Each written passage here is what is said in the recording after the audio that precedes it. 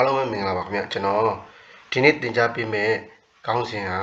သင်ခန်းစာ Electronic Structures and Energy Levels of Electrons Electron တိဆောက်ပုံနဲ့ Electronic Structure လို့ခေါ်တဲ့ Electron တိဆောက်ပုံနဲ့ Electron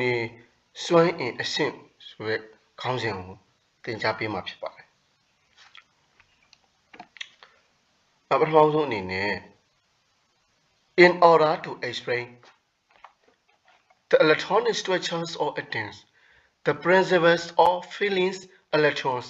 in the atomic orbitals suggest there are bound principle, Pauli's exclusion principle, and Hooke's rule are fundamental to understand. The electron at the name of sheet electron is sabon simple atway.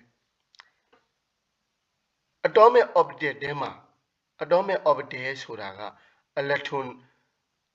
atom လွတ်တဲ့နေရာ electron လွတ်တဲ့နေရာကိုပြောတာပါဒီ atomic orbital ထဲမှာ electron ဖြစ်မဲ့နီလန်းနေစီမင်းစည်းကမ်းတွေကတော့ bound principle Pauli's exclusion principle နဲ့ Hooke's rule တွေကိုစီမင်းတွေကိုတို့အခြေခံကြကြနားလည်ဖို့လိုအပ်ပါတယ်ပြန်ပြီးနောက်တစ်ခေါက်ရှင်းပြပါမယ် In order to explain the electronic structures of atoms ဒီ atom ရဲ့ electron တိဆောက်ဖို့ရှင်းပြဖို့အတွက် the principles of filling electron in the atomic orbital atomic orbital ထဲမှာ electron ဖြစ်မဲ့စီမင်းစည်းကမ်းတွေကတော့ bound principles Pauli's exclusion principle and Hooke's principle ဖြစ်ကြပါတယ်အဲ့ဒီ principle တွေကို are fundamental to understand အခြေခံကြကြနားလည်ဖို့လိုအပ်ပါတယ်ခင်ဗျအဲ့တော့တို့ဒီ atom ထဲမှာ main cell ဆိုတဲ့အဓိကပတ်လန်းရှိပါတယ်အဲ့ဒီပတ်လန်းထဲမှာ KLMN လို့အမည်ပေးထားပါတယ်ဒီ atom ထဲမှာဒီ atom ကိုအဓိက main cell ပင်မပတ်လန်းကြီးထဲမှာ KLMN ရှိပါတယ်ဒီ main cell မှာရှိတယ်အဓိကပင်မပတ်လန်းကြီးက KLMN ဖြစ်ပါတယ်အဲ့ဒါကိုတို့က main cell ပင်မပတ်လန်းလို့ခေါ်ပါတယ်ဒီဟာကြီးတစ်ခုလုံး atom လို့ခေါ်ပါတယ်ဒီ atom ထဲမှာဒီ atom ရဲ့ပင်မပတ်လန်းကို KLMN နဲ့ဖွဲ့စည်းထားတာဖြစ်ပါတယ်ဒီ KLMN ကအဓိက main cell ဖြစ်ပါတယ်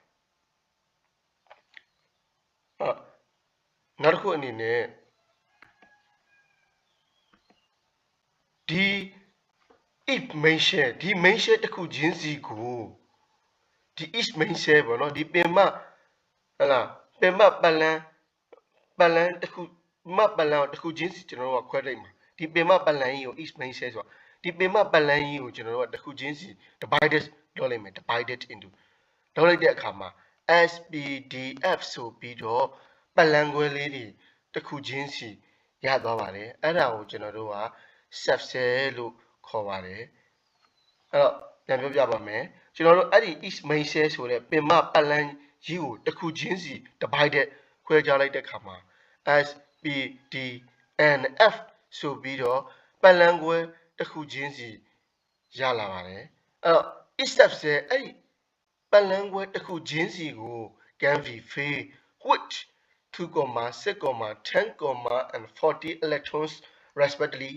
အဲ့ဒီပတ်လန်းတစ်ခုချင်းစီကိုဒီ electron 2, 6, 10 and 40 electron အသီးသီးဖြည့်သွင်းနိုင်ပါတယ်တဲ့ကျွန်တော်ပြန်ပြပါမယ်အဲ့တော့ကျွန်တော်တို့ဟာဒီ each main cell ဆိုတဲ့ပင်မပတ်လန်းကြီးကိုတစ်ခုချင်းစီ can be divided into ခွဲခြားနိုင်ပါတယ်အဲ့ဒီခွဲခြားလိုက်တဲ့အခါမှာ S P D and F ဆိုပြီးတော့ပတ်လန်းခွဲလေးတစ်ခုချင်းစီရရှိလာမှာဖြစ်ပါတယ်အဲ့ဒီပတ်လန်းခွဲတစ်ခုချင်းစီမှာ can be filled with 2, 6, 10, 40 electrons respectively ဆိုတော့ဒီပတ်လန်းခွဲတစ်ခုချင်းစီကို2 2 electron 6 electron 10 electron and 40 electrons အသီးသီးဖြည့်သွင်းနိုင်ပါတယ်နားလည်မယ်လို့ထင်ပါတယ်အဲ့တော့နောက်ပြီးတော့ကျွန်တော်တို့ each of these subcell နော် subcell ဒီပတ်လန်းခွဲတစ်ခုချင်းစီမှာ1 2 3 4ပတ်လန်းခွဲတစ်ခုချင်းစီမှာ contain space for electrons called orbitals အဲ့ဒီပတ်လန်းခွဲတစ်ခုချင်းစီမှာလွတ်နေတဲ့နေရာလေးကိုကျွန်တော်အဲ့ဒီလွတ်နေတဲ့နေရာလေးကို orbital လို့ခေါ်ပါတယ် electron orbits electron လွတ်နေတဲ့နေရာလို့ခေါ်ပါတယ်ဒီဘက်မှာ electron တွေရှိပါတယ်ဒါ electron ပတ်လန်းတွေပါဒီ subcell တစ်ခုချင်းစီဒီ subcell တစ်ခုချင်းစီပတ်လန်းခွဲတစ်ခုချင်းစီမှာဒီ electron လွတ်နေတဲ့နေရာလေး for space for electron လွတ်နေတဲ့နေရာလေးကို electron orbitals လို့ခေါ်ပါတယ်ပြန်ပြောပြပါမယ်အဲ့တော့ each of these subcell ဒီပတ်လန်းခွဲတစ်ခုချင်းစီမှာ contain space for electron ဒီ electron လွတ်နေတဲ့နေရာလေးတွေပါနေတယ်ဒီမှာဒါလည်းဟုတ်တယ် electron လွတ်နေတဲ့နေရာလေးတွေ electron လွတ်နေတဲ့နေရာလေးတွေပါဝင်တဲ့နေရာကိုကျွန်တော်တို့က electron orbits လို့ခေါ်ပါတယ် orbital လို့ခေါ်ပါတယ်ခင်ဗျအားလုံးနားလည်ကြလိမ့်မယ်လို့မျှော်လင့်ပါတယ်ခင်ဗျနောက်တစ်ခုအနေနဲ့ကျွန်တော်တို့ဓာတ်အပြင် in addition ဓာတ်အပြင်ကျွန်တော်တို့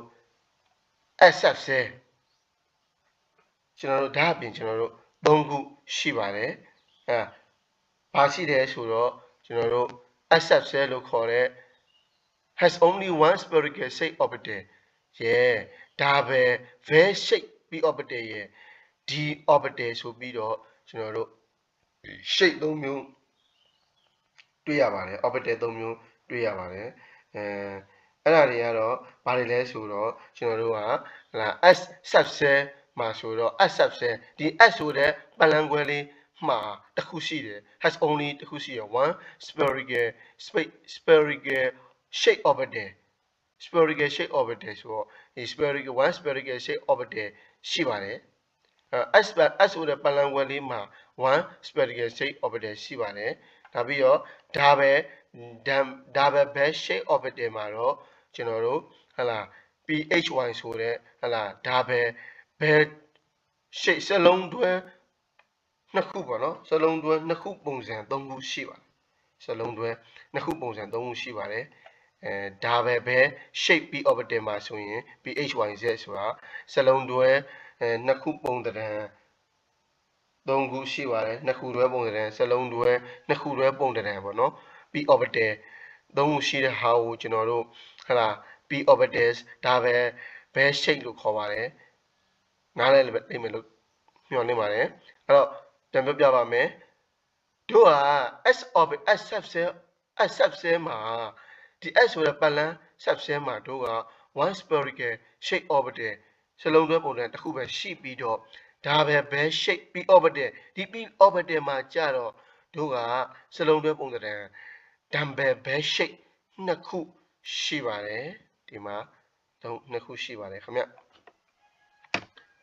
နောက်တစ်ခုကကြတော့ဒီ d orbital မှာ 5 d orbitals have dumbbell shape ဒီ 5 d ဆိုတဲ့ d orbital လေးမှာဒီ d orbital လေးမှာစလုံးတွဲနှစ်ထပ်ပုံစံနှစ်ခုပုံစံနှစ်ထပ်ရှိပါတယ်စလုံးတွဲနှစ်ခုတွဲကိုနှစ်ထပ်ပုံစံ5ခုရှိပါတယ်စလုံးတွဲနှစ်ခုပုံစံနှစ်ထပ်ကို5ခုရှိပါတယ်